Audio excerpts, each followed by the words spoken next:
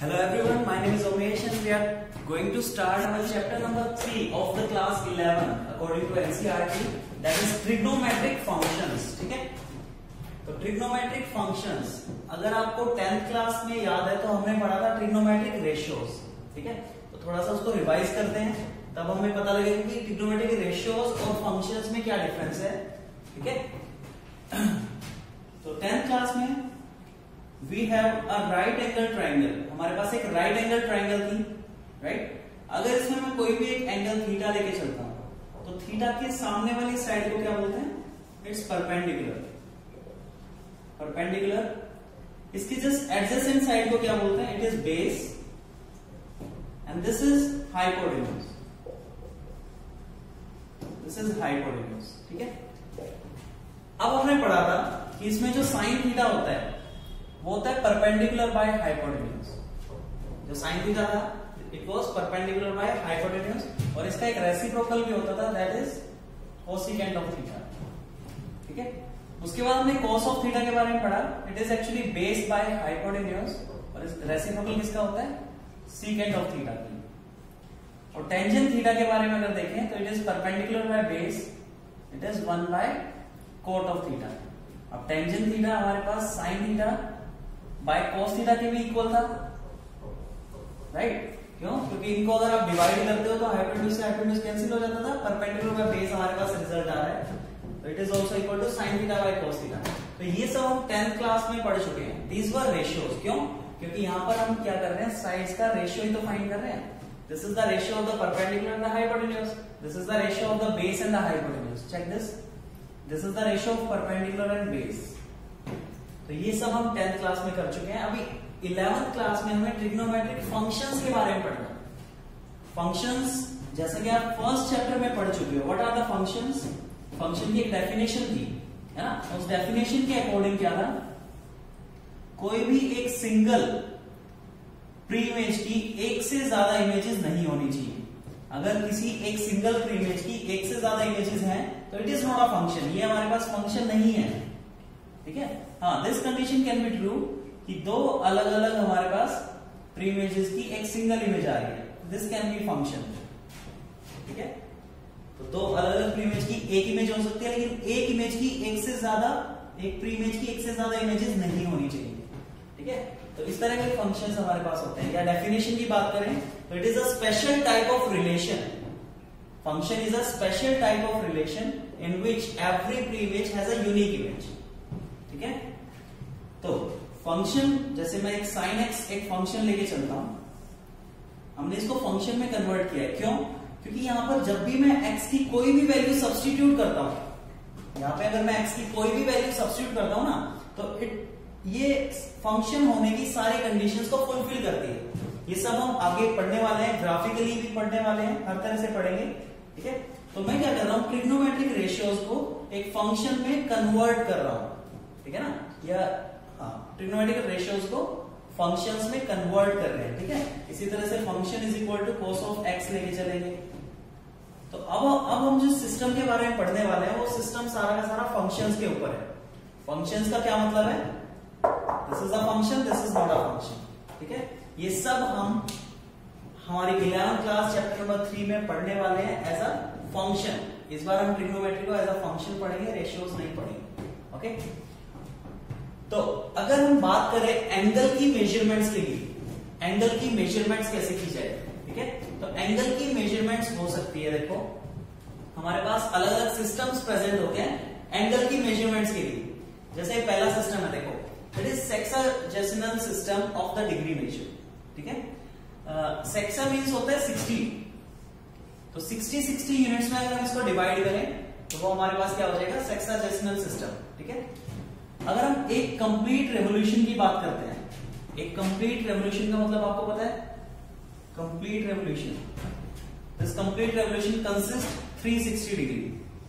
ये हमारे पास 360 degree consist करता है, राइट? और एक डिग्री के अंदर 60 मिनट्स होते हैं.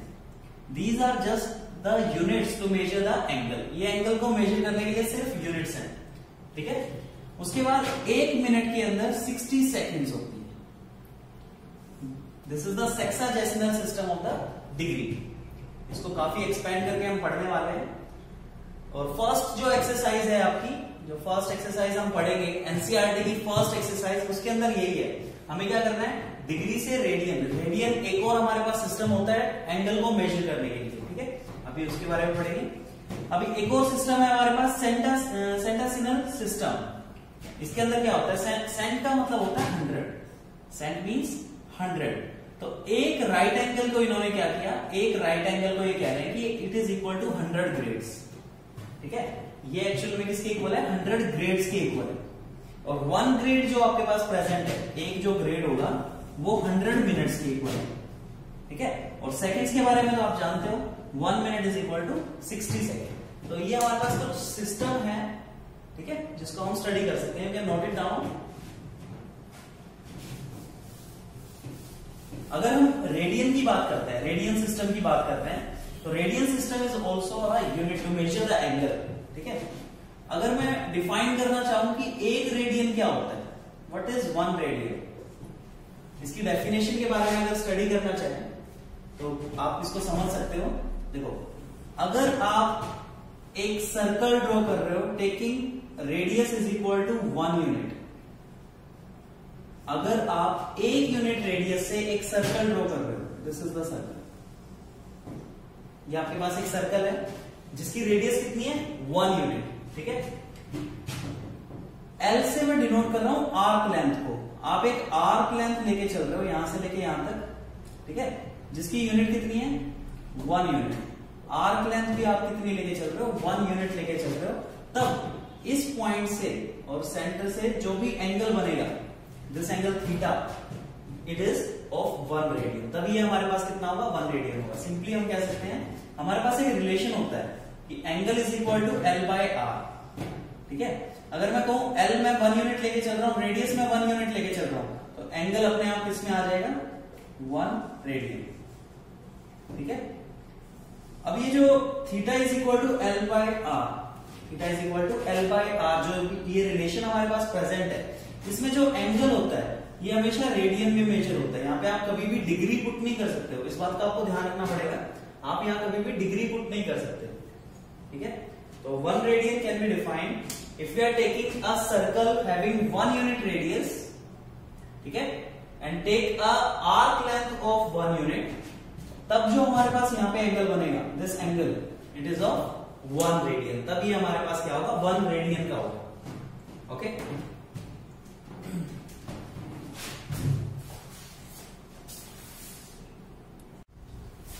अब बात करते हैं relation between degree and the radian. Degree और रेडियन के बीच में रिलेशन हमारे पास क्या प्रेजेंट होता है, उसके बारे में बात करेंगे, ठीक है। तो अभी अभी हमने एक रेडियन की डेफिनेशन पढ़ी, देखो, radian is equal to l by r, ये हमारे पास रेडियन होता है, ठीक है। और 1 रेडियन इज इक्वल टू, एक रेडियन कब होगा, जब हम रेडियस भी 1 यूनिट लेके चलेंगे और आर्क लेंथ भी 1 यूनिट हम लेके चलेंगे, तब ये हमारे पास 1 रेडियन के इक्वल होता है, ठीक है। अब मैं क्या करता हूं, मैं एक्स एक्सिस वाई एक्सिस लेके चल रहा हूं, ये एक सर्कल में कंप्लीट रेवोल्यूशन, एक कंप्लीट रेवोल्यूशन का क्या मतलब होता है, ओके। यहाँ पे जो एल है हमारे पास वो आर्क लेंथ होती है, आर्क लेंथ चाहे मैं इतना लेके चलूं, दिस इज आर्क लेंथ, मैं चाहता तो आर्क लेंथ को ज्यादा भी ले सकता था, मैं यहां तक भी आर्क लेंथ को लेके चल सकता हूं, मैं आर्क लेंथ को और भी ज्यादा लेके चल सकता हूं, यहां तक भी लेके चल सकता हूं, राइट। लेकिन मैं क्या कर रहा हूं, मैं एक कंप्लीट सर्कल लेके चल रहा हूं, इसका मतलब आर्क लेंथ हमारे पास क्या होगी, ये सरकमफ्रेंस ऑफ सर्कल के इक्वल हो गई है। मैं आर्क लेंथ क्या लेके चल रहा हूं, it is a complete circumference of the circle, देखो ध्यान से, ठीक है। तो यहाँ पे एल की वैल्यू हमारे पास हो जाएगी 2 पाई आर, मान लेते हैं इसका रेडियस इज आर, तो circumference will be 2 pi r. तो L की वैल्यू मुझे गेट हो रही है, it is equal to 2 pi r. तो अगर मैं यहाँ पे वैल्यूज को सब्स्टिट्यूट करता हूं, तो 2 pi are divided by are, तो इट इज इक्वल टू 2 पाई। यहां से मुझे क्या गेट हो रहा है, यहां से मुझे गेट हो रहा है, अगर मैं कंप्लीट रेवोल्यूशन लेके चलता हूं, ठीक है, हमने अभी भी पढ़ा था 1 revolution is equal to 360 degree and 1 revolution is also equal to 2 pi, ठीक है। इसका मतलब ये रिलेशन में है, रिलेटेड है एक दूसरे से। देखो कैसे रिलेटेड है, we can say 2 pi is equal to 360 degree. I got the relation, मुझे रिलेशन गेट हो गया कि 2 pi is equal to 360 degree, और we can say pi is equal to 180 degree. मतलब पाई की वैल्यू मेरे पास क्या गेट हो रही है, it is equal to 180 degree. ठीक है, this is the relation. Okay, तो 1 रेडियन, अगर मैं चाहूं 1 रेडियन को अब क्या लिख सकता हूं, देखो पाई को भी उधर लेके जाने की कोशिश करते हैं, तो 1 radian it is equal to 180 by pi. देखो this is the symbol of radian, ये हमारे पास रेडियन का सिंबल है, हम यहां पे भी लिख सकते हैं 2 pi c, this is the symbol of radian, मतलब ये यूनिट हमारे पास रेडियन में प्रेजेंट है।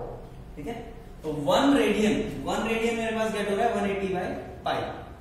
ठीक है, अगर मैं 180 को इधर लेके आऊंगा तो pi by 180 radian is equal to 1 degree. देखो 1 degree is equal to pi by 180 radian and 1 radian is equal to 180 by pi. तो these two are the relations, ये रिलेशंस मुझे गेट हो रहे हैं। ठीक है, एक एग्जांपल से इसको समझने की कोशिश करते हैं। आप यहां तक pause the video to note it down.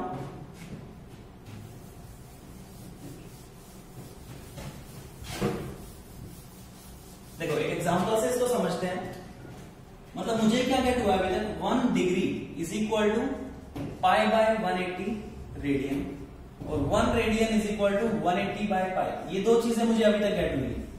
ठीक है, अगर मैं चाहता हूं कि मैं 30 डिग्री को रेडियन में कन्वर्ट करना चाहता हूं, ठीक है, तो 1 डिग्री में अगर पाई बाय 180 रेडियन प्रेजेंट है तो 30 डिग्री में कितने होंगे, 30 multiply pi by 180, so it is equal to pi by 6। तो ये पाई बाय 6 के इक्वल आ रहा है। ठीक है, वही अगर मैं इसको रेडियन से डिग्री में कन्वर्ट करना चाहता हूं, ठीक है, तो अगर मैं चाहता हूं कि पाई बाय 6 रेडियन के अंदर कितना डिग्री होता है, तो पाई बाय 6 को मुझे मल्टीप्लाई करना पड़ेगा 180 बाय पाई के साथ।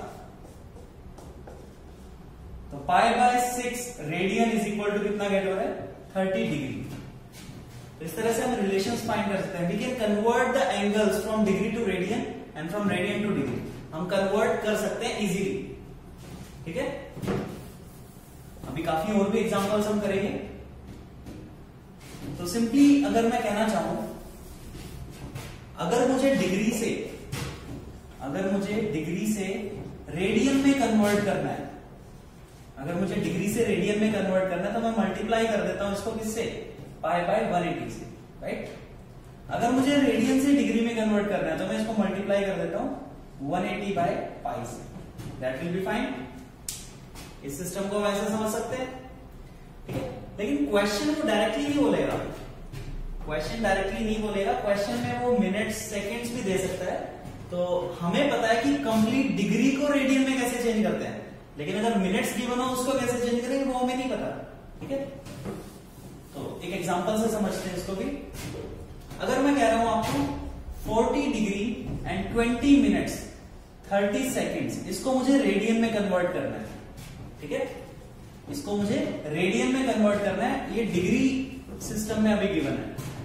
तो सबसे पहले मुझे चेक करना पड़ेगा कि कंप्लीट हमारे पास डिग्री प्रेजेंट है या कोई मिनट्स और सेकंड भी प्रेजेंट है। तो यहाँ पे मिनट्स और सेकंड आ रहे हैं, इनको मुझे पहले डिग्री में कन्वर्ट करना पड़ेगा, और कंप्लीट सिस्टम जब डिग्री में हो जाएगा तभी हम उसको रेडियन में कन्वर्ट कर पाएंगे। तो देखो यहां से 1 degree is equal to 60 minute, मुझे इसका पता है, राइट। अगर मुझे 1 मिनट का पता करना हो, it is equal to 1 by 60 degree. तो 20 मिनट्स किसके इक्वल हो जाएंगे, 20 by 60, that is equal to 1 by 3 degree. 20 minutes किसके इक्वल है, 1 बाय 3 डिग्री के इक्वल है। ओके, अब मुझे 30 सेकंड्स को भी कन्वर्ट करना है। तो 30 सेकंड्स, ठीक है ना, 30 सेकंड को कन्वर्ट करने के लिए, हाँ जी, मुझे क्या पता है, 1 minute is equal to 60 second, तो 1 second is equal to 1 by 60 minutes. Okay, अब यहां से 1 second is equal to 1 by 60 into 60 degree. इसका मतलब है मुझे 30 को किससे डिवाइड करना पड़ेगा, 3600 से डिवाइड करना पड़ेगा, ताकि रिजल्ट मेरे पास डिग्री में आ जाए। It will be 1 by 120 degree, it will be 1 by 120 degree.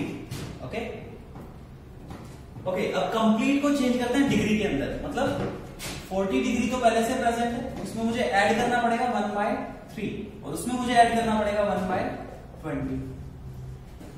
जब इसको हम ऐड करेंगे तो ये कंप्लीट सिस्टम हमारे पास डिग्री में प्रेजेंट है, ये कंप्लीट सिस्टम हमारे पास डिग्री में प्रेजेंट है, ठीक है। अब इसको अगर मुझे रेडियन में चेंज करना है तो मुझे 40 प्लस 1/3 प्लस 1/120 इसको मल्टीप्लाई करना पड़ेगा π/180 से, तब ये सिस्टम हमारा डिग्री से रेडियन में चेंज हो जाएगा। Check this.